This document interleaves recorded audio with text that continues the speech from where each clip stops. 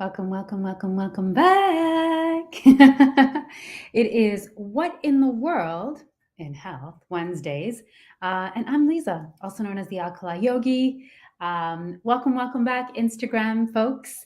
Welcome back, YouTube folks. YouTube, I was not allowed to come on here for a week or so. So that's that. Censorship continues to be a thing, but we're going to continue to pretend that speech is in fact free. And those of you on Instagram, well, you've not seen me for a good 6 months for good reason, because I have been away detoxing, not just digitally. I did a massive detox. I'm talking 40 days, no food. What did it heal? What did it not heal? I'll get into that and what my 40-day no food fast did for me and what it didn't do for me. I have some autoimmune issues that I'm also working through. And so I wanted to speak to you all about autoimmune conditions and how they are oftentimes a result of a gut that's in need of your love and your TLC repair and healing. So as to not get into a long-winded sort of very verbose live, I'm just going to stick to the content I want to read to you all, from this article that I've taken. It's Mind and Body from the Epoch Times. Love it or hate it. This is quite interesting. And to be honest with you all, as a licensed and certified holistic healthcare practitioner, also as an ongoing student with the Czech Academy. This very much is in line with what I'm learning through my studies. So that's why I wanted to share this with all of you, because most people don't overstand and understand that autoimmune disorders are not a life sentence. You can repair, reverse, treat many autoimmune disorders simply by addressing your gut. Of course, the mainstream is not going to tell you that, probably because there isn't a great deal of profit in you sorting yourself out and regaining your own health. But if this interests you, please stay, please share. And if you're on the YouTube, please subscribe. All right, getting into it, straight away. Treating autoimmunity through the gut. The secret to managing autoimmune diseases like Hashimoto's often begins with nurturing healthy gut bacteria. Did you know that the bustling community of trillions of microbes living in your gut can play a role in managing autoimmune thyroid disease like Hashimoto's?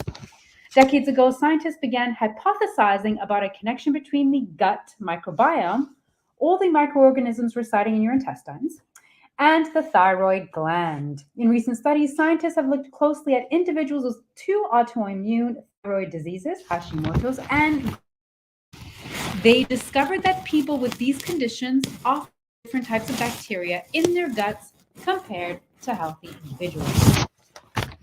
Distinct groups of bacteria have been associated with various facets of thyroid function, and among these bacterial genera such as Gemella, Enterococcus, Faecalibacterium, and Pastibacteria have been identified in abundance in individuals with Hashimoto's, suggesting a connection with the thyroid gland.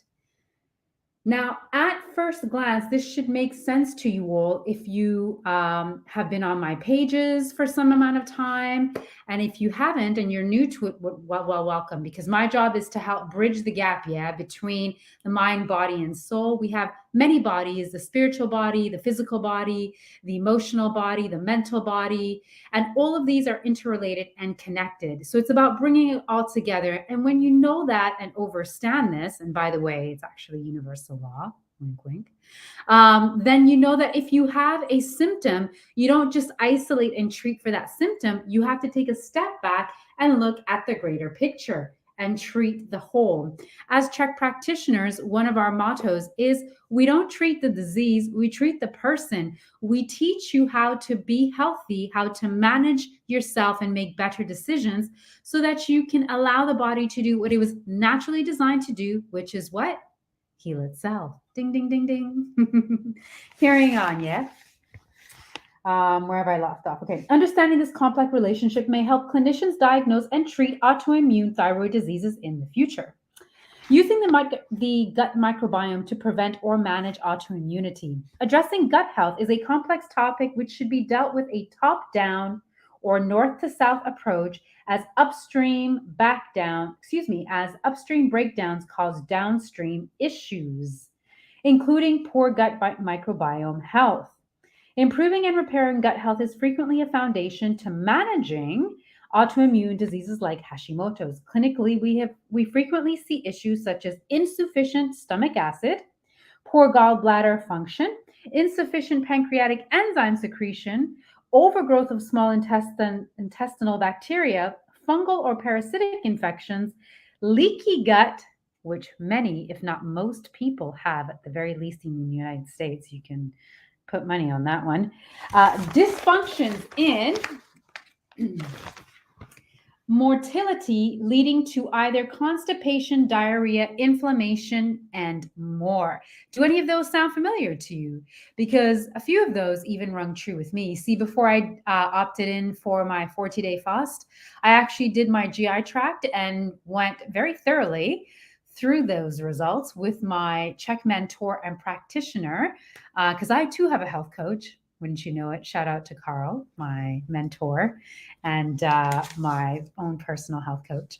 And yeah, I had some of those. So not surprising that I'm also dealing with one or two gut issues myself, and one or two autoimmune issues myself.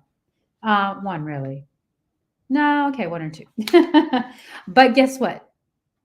Through the 6 foundational principles as taught to me by the Czech Institute and the 4 doctors, I know it's just a matter of time before all of this is gone. Chef's kiss, yeah. All right. A healthy gut microbiome is essentially to oral tolerance. A healthy gut microbiome is essential to oral tolerance. Oral tolerance refers to the immune system's ability to tolerate and accept certain foods without triggering an immune reaction. It's the body's way of appropriately responding to food whilst protecting itself from harmful compounds. When someone loses oral tolerance, they may develop insensitivities to certain foods and experience symptoms or even see their symptoms worsen. This eventually will escalate into self-tolerance or autoimmunity when the immune system begins attacking body tissue. Welcome, welcome all. I see you all coming in. Come on in, come on in. I'm about to spill some really important information on how you can heal autoimmune disorders by healing the gut. Not a secret. It's been around in ancient wisdom for a very long time. It's only being suppressed over here in the West. Wonder why? Carrying on, yeah? The gut microbiome plays a significant role in oral tolerance. Research suggests that a healthy and diverse gut microbiome is essential for maintaining oral tolerance. The gut bacteria help regulate the immune system and promote a balanced immune response to food. They also aid in developing self-tolerance. To achieve a healthy gut microbiome, it is recommended to follow certain strategies. Are you ready to take notes, fam? Because this is where it gets good. Consume a diverse range of produce and whole plant products in your diet. I have some of my patients consume up to 20 different plant fibers in a day, just a spoon-sized serving. You only need about a tablespoon of the diversity to feed the good bacteria in addition to your regular fiber intake. I recommend what I call the microbiome mashup, a blend of mix of veggies, fruits, and herbs in advance, then portion it into ice cubes, trays, and freeze. Add an ice cube daily to a smoothie or soup. In addition to the microbiome mashup, aim for at least 25 grams of fiber a day in your meals. Number 2, limit the consumption of meat and dairy products from animals raised on antibiotics. This can help to reduce the intake of antibiotics that may disrupt the microbiome. Can I just say, if you reach out to your local farmers, you'd be so surprised, even though there aren't many left. Again, wonder who that benefits. But for the ones that are still out there, we salute you, farmers. We need you. Without you, we simply don't have food. And there are many out there who have still managed to hold on to their integrity. And by God's grace, or Mother Nature's grace, or the one source, whomever it is that you pray to, have been able to hold on to their farms whilst opting out of genetically modifying, whilst opting out of injecting their cattle or other livestock with chemicals, with inoculations, etc. Do yourself a solid. Look in the neighboring state or province or wherever you are for farmers that you can connect with who are still choosing to grow food ethically and morally and the way it was designed to be grown. Connect with them and support them. It will help you and them stay afloat during these very trying times. Number 3, avoid excess alcohol consumption. It can negatively impact the gut microbiome. No surprise there. Minimize antibiotics. That's number 4, unless absolutely necessary, as they can disrupt the balance of gut bacteria. For all the good that antibiotics has done, it has done equally. Remember, there's balance after all on the planet, right? There's always equilibrium, yin and yang. And at times you'll vacillate too much yin, too much yang. Well, with it's no different with antibiotics. Again, just by virtue of following and overstanding universal law, antibiotics, sure, they have a part. If you're on your deathbed, by all means, if you're about to lose life or limb, by all means. However, if it's something else that is not life-threatening, take a moment, take a breath. What else can be done? And I urge you, let me take that back. I challenge you to challenge your doctor or your GP or whomever is quick to write out a prescription for an antibiotic, and ask them what they would have done 15, 20 years ago had that antibiotic not been in place. Would they have addressed your lifestyle, your behavioral choices? Would they have asked you to go to bed sooner, drink more water? Pause. Case in point.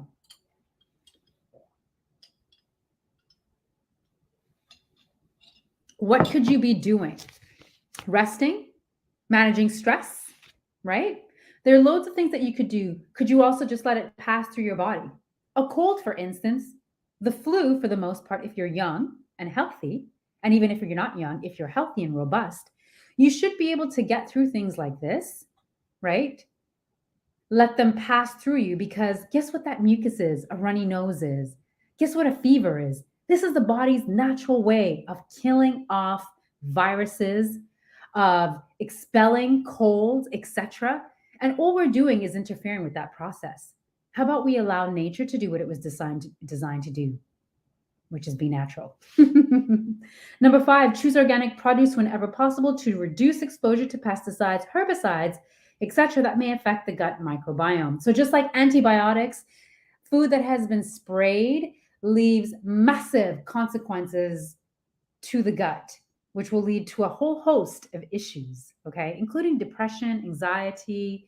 So many things can appear in the form of symptomology once you've compromised your gut health.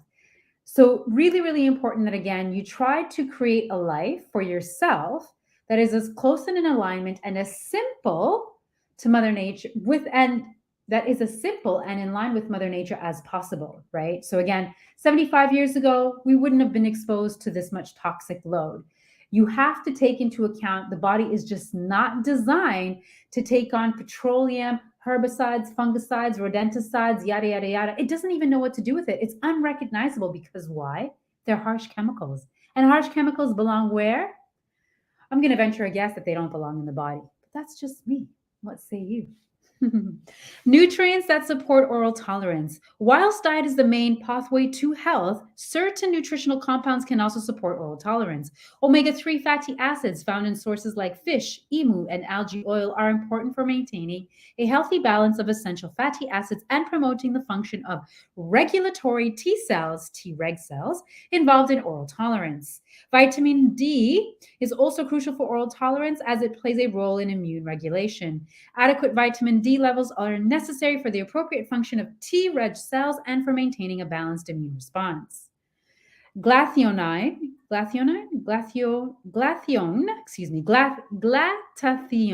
is a master antioxidant that helps dampen inflammation in the gut. Inflammation in the gut can inhibit gut bacteria diversity, and so it is important to reduce it. Taking high-quality absorbable glutathione supplements such as S-acetylglutathione or oral liposomal glutathione can be beneficial.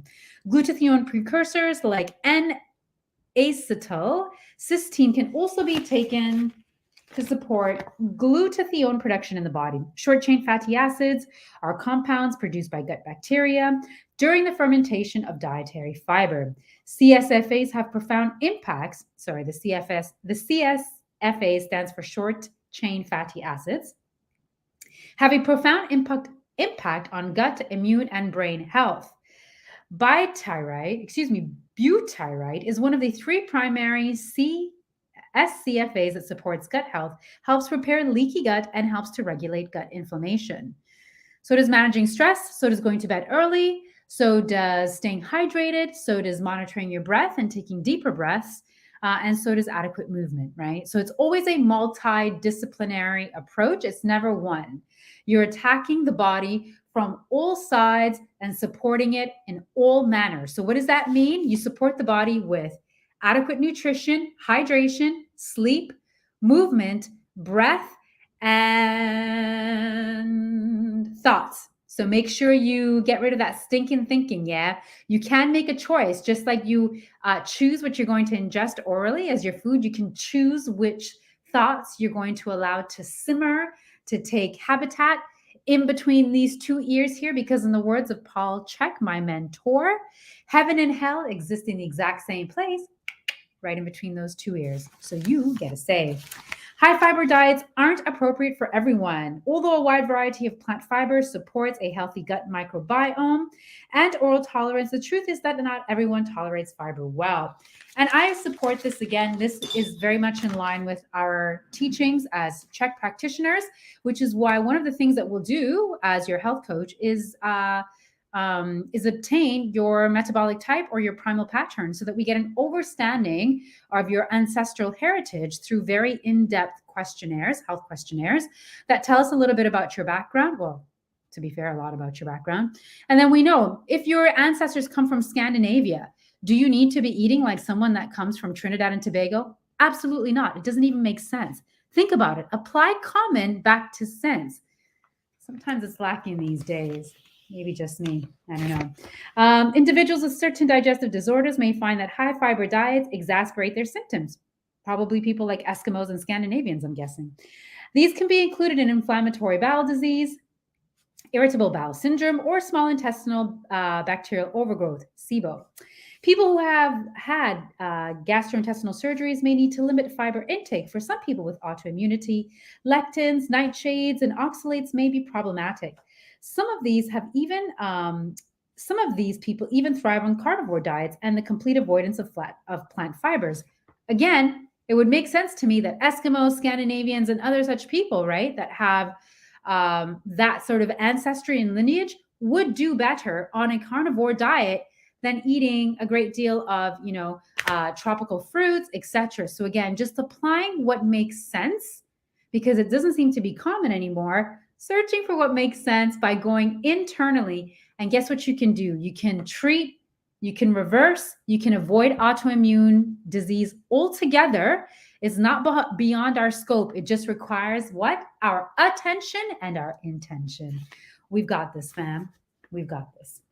Remember that everyone is different and that various research findings and recommendations rarely apply to everyone. Always listen to your body, keep an open mind, and avoid falling into dogmatic cultural approaches to diet and health. And that's one thing that I've learned through my Chek practice, but also through my own journey of healing and wellness, is that there isn't a one size fits all. I can stand here and testify and tell you that I have cured disease in my body that would be considered incurable over here in the West simply by going alkaline, but it didn't cure everything. I had to take different approaches for different things. I had to manage and mitigate different habits of mine in order to address other things. I did a 40-day fast, as I told you guys earlier. And that also didn't give me a clean slate, so to speak, but it did do a great deal.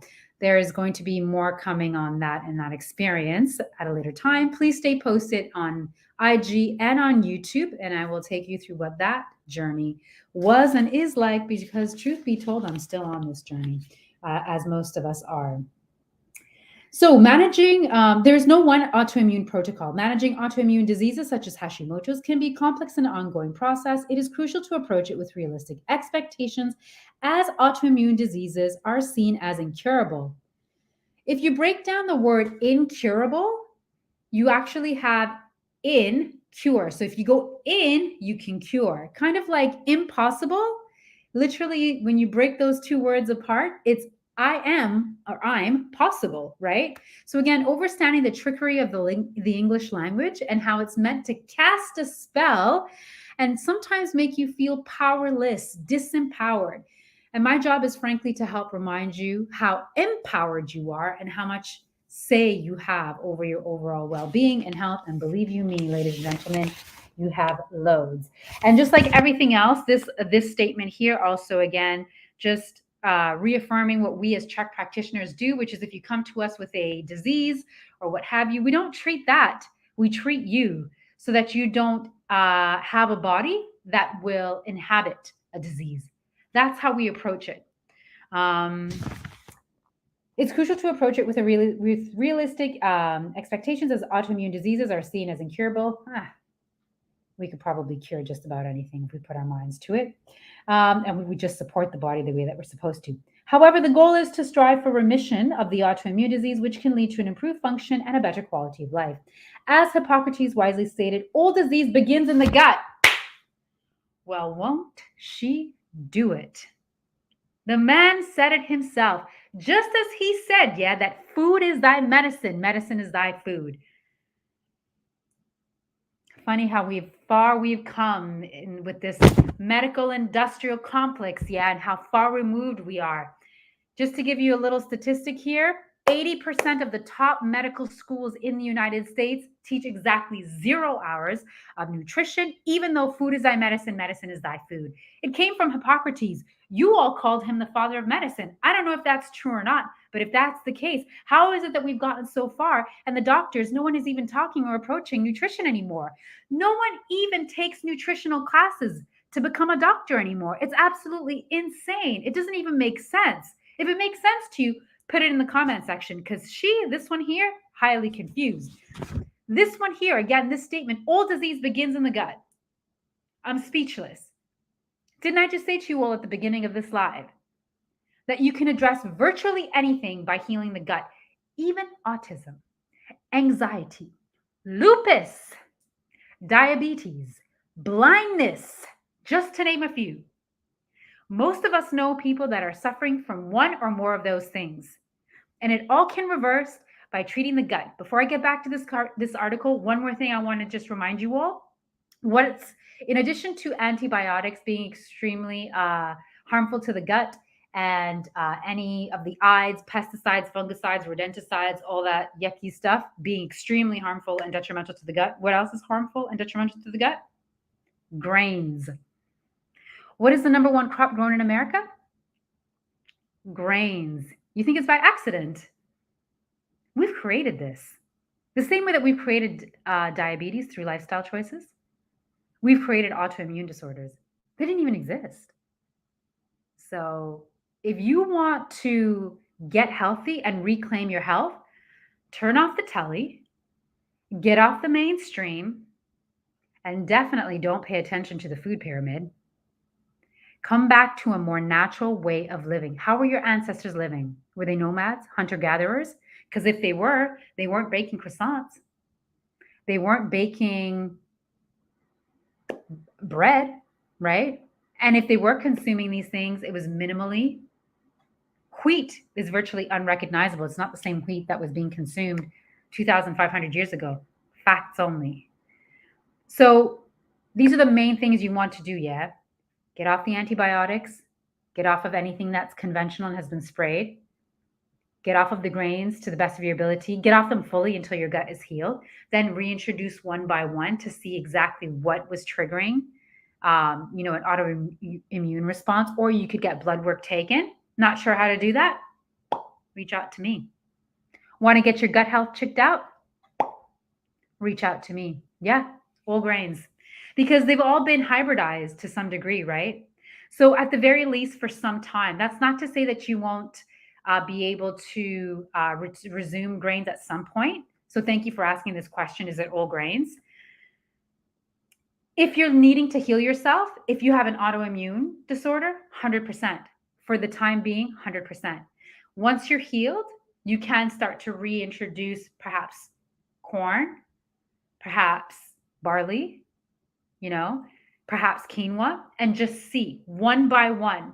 And again, if that seems too long and daunting for you and you just kind of want to get to the source more quickly, that's why we take stool samples and blood work. Right? And I can help you with that. So again, reach out to me, AlkaliYogi.com. We can set that up for you. We'll give you a whole consultation with a naturopath and everything. And we'll get you all sorted and on your way. That's what I did myself. So I'm not going into this dark. You know, I'm here on this process, on this journey with all of you. We can get there. We're going to get there together. I've already cured myself, and I will testify about what it was that I've cured myself about soon come in future episodes. So just stay posted. But for now, let's just focus on this article. I promise I wouldn't keep you all here for very long. So let's wrap this up. Yeah. Again, I'm going to start with this wonderful quote. As Hippocrates wisely stated, all disease begins in the gut. Mic drop. My extensive clinical experience has shown this is often the case. Gastrointestinal GI functions are the most overlooked and exceedingly common disorders today, affecting about 70 million Americans and counting. To minimize symptoms and support your body's journey towards remission, it is essential to focus on several pillars. First and foremost is addressing diet and nutrition, identifying and managing food triggers. This can play a significant role in managing autoimmune thyroid conditions. Additionally, managing stress and emotional well-being is crucial. Stress can profoundly impact autoimmune diseases. Implementing effective stress management techniques is vital for overall health and remission. I'm going to say healing. I'm just going to say it because I believe in the body's ability to heal, because quite frankly, that is what the body is designed to do, heal itself, not just go into remission, go into full-on healing itself. Lastly, optimizing gut health is of the utmost importance, as discussed in this article. The gut plays a central role in immune function, and in addressing any underlying gut dysfunctions can positively impact autoimmune thyroid conditions. Healing requires personalized attention and ongoing commitment. By addressing these pillars, you can support your body's ability to achieve remission and improve overall well-being. So there you have it, fam. That was the article that I've just read from. I hope you found it useful. Treating autoimmunity through the gut. I got this from Mind and Body, the Epoch Times. This was the issue from October 18th to the 24th, 2023. All credit goes to them. I'm just here to tell you that this pretty much matches up for the most part with what my studies are and what I have learned in the articles and journals that I have read and come across. And believe me, this is a big topic because most, if not all, of my clients come to me with an autoimmune disorder of some sort. And it's always going to be going back to that basic, that gut, which many Eastern traditions refer to as the first brain, and calling this one over here your second brain. So there's a great deal of wisdom and importance in the gut, hence why we have a sixth sense, hence why the saying, listen to your gut. Treat this as though it is your first brain. My guess, those ancient wise traditions had it right when they said that the gut is the first brain, and this up here is really brain number 2. On that note, I'm going to sign off. If you have questions, comments, concerns, amendments, deletions, if you need a consultation, that's why I'm here. You get your first consultation with me free of charge. I suggest you take advantage of that because I can't promise that's always going to be a thing. Until next time, get free, stay free, and as well, stay healthy. Bye.